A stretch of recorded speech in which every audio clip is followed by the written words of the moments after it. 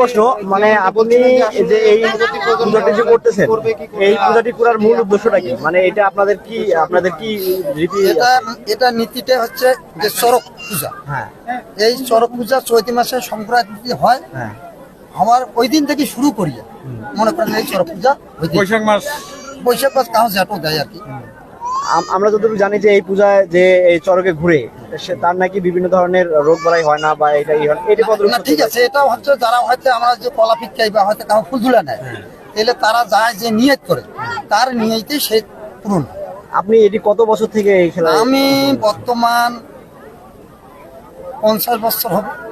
50 বছর কতগুলো চড়কে আপনি না, ওইটা বলতে পারবো না, মানে আনুমানিক কোনো বলতে পারবো না। আগে আছে পিঠে? এর মাঝে কোনো ধরনের দুর্ঘটনা ঘটেনি? না, বর্তমান ঘটে নাই, আশা করি আর কি।